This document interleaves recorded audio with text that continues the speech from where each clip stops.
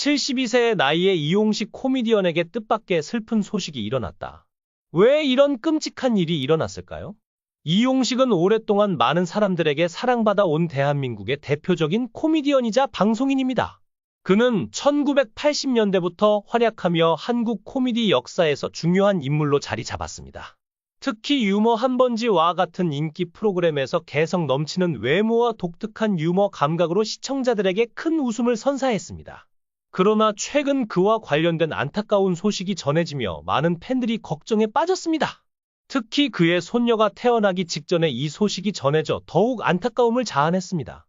이용식의 방송 데뷔는 1975년 MBC 개그 콘테스트를 통해 이루어졌습니다. 당시 개그계는 주로 유랑극단 출신이나 연극 무대에서 활동하던 이들이 중심이었지만 이용식은 대한민국 최초의 공채 개그맨 중 한 명으로 새로운 길을 열었습니다. 1969년 MBC TV 개국 이후 웃으면 복이 와요와 같은 프로그램을 통해 방송사가 공식적으로 개그맨을 선발하기 시작했습니다. 이용식은 단순히 코미디에만 국한되지 않고 다양한 예술적 재능을 가진 다재다능한 인물이었습니다. 사실 그의 첫 무대는 코미디가 아니라 음악 무대였습니다. 1971년 그는 언더그라운드 라이브 클럽에서 통기타 가수로 데뷔하며 예술계에 첫 발을 내디뎠습니다. 이후 뮤지컬 배우로도 활동하며 새로운 경험을 쌓았습니다. 그는 경양식 레스토랑과 같은 곳에서 기타를 연주하며 노래를 부르기도 했습니다. 당시 함께 활동하던 아티스트들로는 서유석, 양희은, 4월과 5월의 백순진, 이수만 등이 있었습니다. 1972년에는 청평에서 열린 통기타 페스티벌에 참가해 2위를 차지하며 음악적 역량도 인정받았습니다. 어린 시절부터 유난히 말재주가 뛰어났던 이용식은 동네에서 구봉서라는 별명으로 불릴 정도로 남다른 입담을 자랑했습니다. 그리고 그의 인생을 바꿀 운명적인 순간이 찾아옵니다. 배우 박은수가 개그맨 시험 한번 봐봐 라고 권유한 것이 계기가 되어 개그맨의 길을 걷게 된 것입니다. 당시 박은수는 드라마 전원일기에서 이용희 역할로 큰 사랑을 받고 있던 인기 배우였습니다. 그의 한마디는 이용식의 인생에 큰 전환점을 만들어 주었습니다.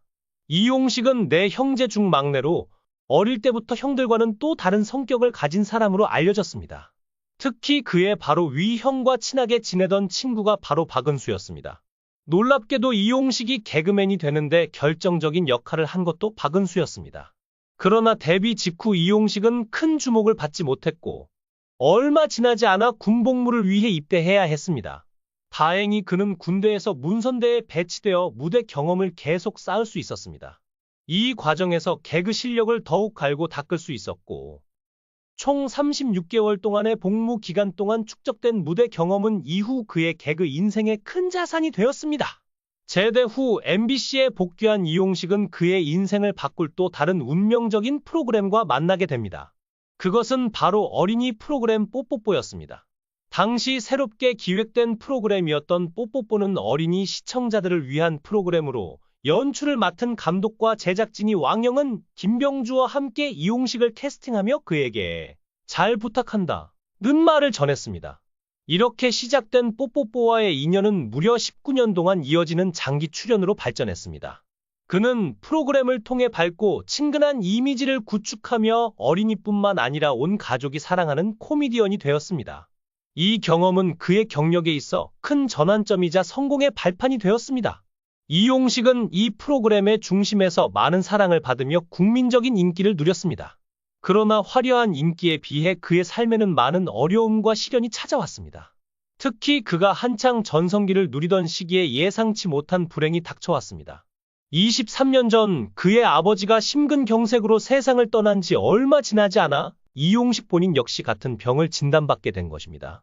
아버지를 떠나보낸 경험이 있었던 만큼 그는 심근경색의 위험성을 누구보다도 잘 알고 있었습니다.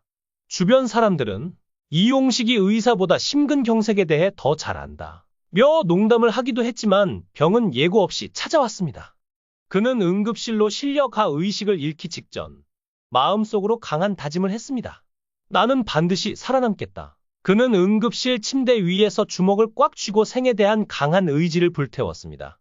그리고 수술실 문틈 너머로 6살 딸 수민이가 간절하게 기도하는 모습이 보였습니다. 그 순간 이용식은 다시 한번 결심했습니다. 내가 어떻게 낳은 아이인데 여기서 무너질 수 있단 말인가. 반드시 살아서 이 병원을 나가겠다. 이용식에게 딸 수민이와 아내는 그 무엇보다 소중한 존재입니다. 그가 가족을 특별히 소중히 여기는 데에는 남다른 사연이 있습니다. 사실 이용식 부부는 결혼 후 8년 동안 아이를 갖지 못해 큰 고민을 했습니다. 그들은 입양을 진지하게 고려할 정도로 힘든 시간을 보냈지만 기적처럼 자연스럽게 수민이를 품에 안게 되었습니다. 그 순간부터 수민이는 그에게 세상에서 가장 소중한 선물이 되었습니다. 이용식이 가족을 특별히 아끼는 데에는 그만의 복잡한 가족사가 자리하고 있습니다. 그의 아버지는 북파 공작원으로 활동하며 군번 없이 평안남도 진남포항에서 군용 배에 연료를 공급하는 임무를 수행했습니다. 내가 남쪽으로 갈 계획을 미리 알렸다면 우리 가족은 인민재판을 받았을 거다. 너희 어머니가 정말 몰랐기에 살아남을 수 있었던 거야. 이 말을 들은 이용식은 가족이 아버지의 계획을 알았다면 모두 목숨을 잃었을 수도 있었음을 깨닫고 자신이 살아남은 것이 기적이라는 생각을 하게 되었습니다. 1991년 이용식은 가까운 동료이자 친구였던 이주일의 깊은 슬픔을 목격하게 됩니다. 이주일은 사랑하는 아들을 교통사고로 잃고 깊은 상심에 빠졌습니다. 특히 아들이 세상을 떠나기 한 달 전부터 그는 유난히 아들 이야기를 자주 했다고 전해집니다. 창밖을 보며 저 사람은 아들과 함께 걷고 있네 라고 말할 정도로 머릿속이 온통 아들 생각뿐이었던 것입니다. 이용식은 이주일의 건강이 악화되었을 때 의사로부터 그가 얼마 남지 않았다는 소식을 듣고 모든 일정을 취소한 채 그의 곁을 지키기로 결심했습니다. 두 사람은 마지막까지 많은 이야기를 나누며 시간을 보냈고 결국 이주일이 세상을 떠나자 이용식은 큰 슬픔에 잠겼습니다. 친구를 떠나보낸 후 이용식의 건강도 점차 악화되기 시작했습니다. 그는 망막 변성으로 인해 한쪽 눈을 실명했고 뇌경색 진단을 받아 지속적인 치료가 필요하게 되었습니다. 종합병원에서 치료를 받는 것이 그의 일상이 되었지만 그는 늘 희망을 잃지 않고 긍정적인 태도를 유지했습니다. 그러나 그의 건강에 대한 태도가 완전히 바뀌는 계기가 있었습니다. 바로 딸 이수민의 임신 소식을 들었을 때였습니다. 나는 그전까지 건강을 크게 신경 쓰지 않았고 항상 괜찮아질 거야라며 낙관적인 마음으로 지냈어요. 하지만 손주가 태어난다는 소식을 듣고 생각이 완전히 달라졌습니다. 이 아이가 자라서 결혼하는 모습까지 보고 싶다는 강한 의지가 생겼습니다. 그는 손주를 위해 건강 관리를 결심하고 꾸준한 운동과 식단 조절을 통해 15kg을 감량하며 건강 회복에 힘썼습니다. 그리고 마침내 손녀가 태어나자 그는 말로 표현할 수 없는 큰 기쁨을 느꼈습니다. 우리 바람대로 이루어졌어. 나에게 이런 큰 행복이 올 줄이야. 그는 세상에서 가장 행복한 사람처럼 보였고 가족들은 그의 곁에서 그 순간을 함께 축하했습니다. 이제 이용식은 사랑하는 손녀와 가족을 위해 꾸준히 건강을 관리하며 더 나은 삶을 위해 노력하고 있습니다.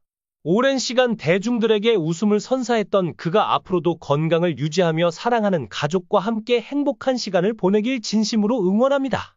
오늘 이야기는 여기까지입니다. 시청해 주셔서 감사합니다. 많은 의견 남겨주시고 다음 시간에 또 만나 뵙겠습니다.